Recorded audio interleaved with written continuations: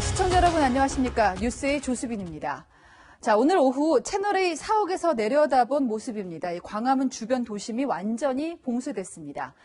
경찰버스가요, 시청부터 광화문까지 정말 빽빽하게 들어찼습니다. 골목마다 차 한 대, 사람 한 명 들어갈 수 없도록 그물같이 촘촘하게 차단망도 쳤습니다. 2중, 3중 둘러싸인 경찰 펜스로 거리는 미로처럼 변했습니다. 저처럼 불가피하게 주말에 출근한 일반 시민들도요, 신분을 증명하거나 경찰관 동행을 하고서야 지나갈 수가 있었습니다. 오늘 봉쇄는 개천절 집회를 금지당한 단체들이 1인 시위나 차량 집회 같은 형식을 예고하면서 본격화됐습니다. 집회를 신고한 측은 과도한 봉쇄라며 강하게 반발을 했지만 경찰은 사람 간의 접촉 가능성을 원천 차단한다는 방침이었습니다. 먼저 차벽으로 틀어막힌 광화문 광장을 구자준 기자가 취재했습니다. 미로처럼 울타리가 쳐 있고 경찰관들이 길목을 막고 서 있습니다. 광화문 광장으로 이어지는 지하철 출입구는 차단됐고 무정차를 날리는 안내 문구가 붙었습니다. 경찰이 광화문에서의 집회와 기자회견을 금지하면서 대중교통을 우회시키고 진입로도 막은 겁니다. 광화문 광장 주변으로 경찰 버스가 빽빽하게 서 있습니다. 사람 하나 들어갈 틈조차 없습니다. 당초 광화문 광장에서 열릴 예정이던 기자회견은 차벽에 막혀 장소를 바꿔 진행됐습니다. 집회 참가자들은 경찰의 과잉 진압이라며 목소리를 높였습니다. 문재인 규탄하는 사람들 한두 명도 못 모이게 하려고 이 난리 피우는 거 아닙니까? 이게 뭐 하는 짓이야? 강력도 널널한 야외 집회가 지하철보다 위험합니까? 버스보다 위험합니까? 곳곳에서 집회 참가자들과 경찰 사이에 실랑이도 벌어졌습니다. 오늘 제가 선교서 발표할 사람인데 이들이 지금 이걸 못하게 하는 거예요. 여보세요. 위험성 자의적으로 판단하지 마.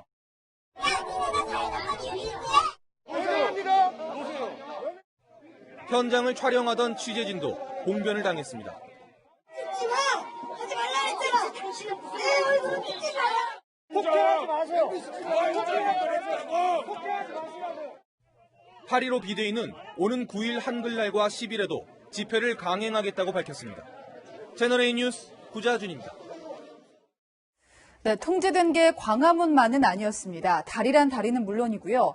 서울 안에서 검문이 실시된 곳이 90군데에 이르렀습니다. 자, 시민들 광화문 도심이 가까워올수록 경계가 삼엄해지는 걸 피부로 느낄 수 있었습니다. 이해가 가기도 하지만 괜시리 움츠러들기도 했던 하루, 김민공 기자가 다양한 목소리를 담았습니다.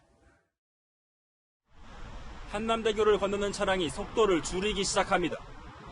경찰이 일부 차로를 막고 검문에 나섰기 때문입니다. 광화문 일대에서는 검문이 더 엄격해졌습니다. 경찰관들은 차량을 세운 뒤 창문을 열어 일일이 운전자를 살펴봅니다. 오늘 오전 서울 시내 18개 한강다리를 포함해 주요 도로 등 90곳에 차량 검문소가 설치됐습니다. 경찰은 검문 과정에서 집회 물품이 발견된 차량 30대를 돌려보냈습니다. 광화문 일대를 돌아다니던 일반 시민들도 검문을 피하지 못했습니다. 시민들의 반응은 엇갈렸습니다. 학교 과제하려고 카페 가려고 했는데 다 막혀 있어서 택시를 타야 되는 상황. 일반 시민으로서는 좀 당황스럽죠. 다른 시민분들의 안전이나 코로나 확산 이런 걸 방지하기 위해서 이런 조치를 하신 게 아닌가, 그런 부분에서는 이해가 좀 되지 않나 이런 생각이 있어요. 일부 시민들은 길을 막는 경찰을 비난하는가 하면 인근 상인들은 집회 때문에 하루 장사를 망쳤다며 분통을 터뜨리기도 했습니다. 오늘이 원래 좀 비는 날이거든요. 왜냐면 추석 끝나고는 마음은 좀 놀러 가고 물건 많이 나가는데 전혀 없잖아요. 우려됐던 충돌은 발생하지 않았지만 광화문 일대는 온종일 어수선한 분위기가 이어졌습니다. 채널A 뉴스 김민곤입니다. 차량 안에 한 명만 타고 창문은 닫은 채로 구호도 외치지 말고 경적도 울리지 말라.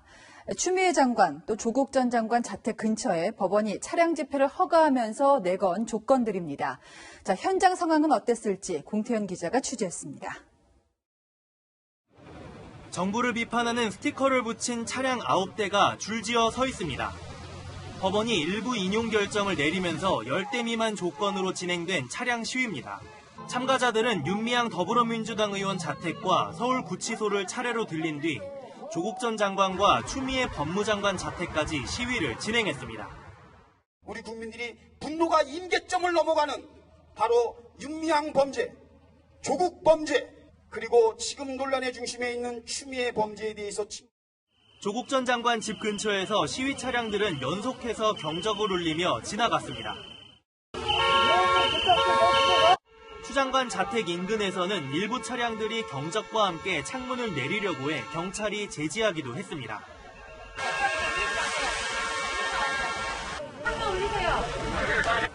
이 밖에 서울 강동구와 부산 등에서도 정부를 비판하는 차량 시위가 진행됐습니다. 시위는 별 충돌 없이 끝났지만 신고되지 않은 차량이 갑자기 나타나는가 하면 동네 주민들이 시끄럽다며 항의하는 소동도 벌어졌습니다.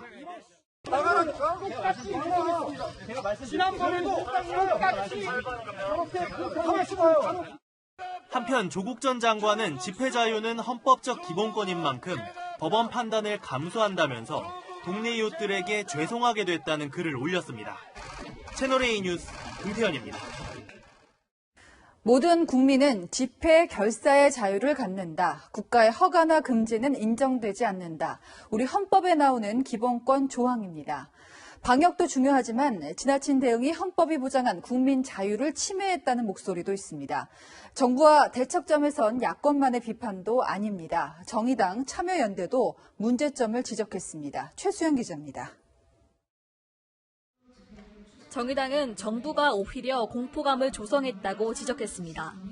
정의당은 논평을 통해 비대면 시위마저 법질서 파괴 행위로 몰아붙이는 건 헌법상 기본권 제한의 가능성이 높다고 주장했습니다. 차량 대수를 제한하는 조치 등으로 집회가 가능한데도 정부가 전면금지 방침을 밝힌 건 과도한 대응이라는 겁니다. 참여연대도 차량 집회를 원천 봉쇄한 건 과잉 대응이라며 감염병 확산 방지 목적에 비해 과도한 규제라고 비판했습니다. 위기 상황이라고 민주주의 기본 원칙의 훼손이 당연시돼선 안 된다고도 했습니다. 국민의힘은 정부 여당이 방역을 핑계로 개천절 집회를 정치적으로 이용하고 있다고 날을 세웠습니다. 국민의 기본권에 대한 법원의 결정을 존중하면 될 것입니다. 오히려 과장되게 국민 불안을 조장하며 과잉 진압을 해서 정쟁에 이용하는 일은 없어야 할 것입니다. 정부는 불법 집회에 대한 엄정한 법 집행을 거듭 강조했습니다.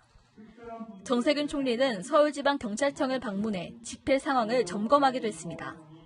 불법적인 집회에 대해서는 무관용 원칙에 따라서 법에 따라서 질서를 유지해주는 노력을 해주십사.